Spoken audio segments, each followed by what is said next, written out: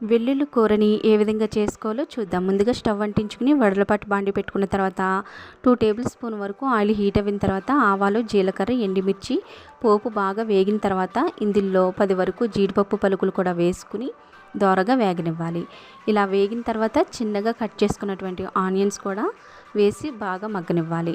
బాగా మగ్గిన తర్వాత పచ్చిమిర్చి చీరికలు అలాగే కరివేపాకు కూడా వేసుకుని దోరగా మగ్గనివ్వాలి. ఇలా మగ్గిపోయిన తర్వాత ఇందులో పొట్టు తీసేసినటువంటి వెల్లుల్లి కూడా వేసేసుకుని 2-3 నిమిషాలు బాగా ఆయిల్లో మగ్గనివ్వాలి. ఇలా మగ్గిపోయిన తర్వాత ఇందులో పసుపు, ఉప్పు, కారం వేసుకుని ఒకసారి బాగా కలుపుకోవాలి. ఇలా కలుపుకున్న తర్వాత 1 కప్పు వరకు పాలు పోసుకోవాలండి. వీడియో క్లిప్ మిస్ అవ్వింది, అందుకుగాను మీరు 1 కప్పు పాలు పోసుకుని ఇప్పుడు దగ్గరికి వచ్చేంత వరకు మగ్గిపోయిన తర్వాత కొత్తిమీర చల్లుకుని స్టవ్ ఆఫ్ చేసుకోవడమేనండి. దీని టేస్ట్ అయితే మాత్రం చాలా బాగుంటుంది, రైస్లోకి సూపర్ ఉంటుంది.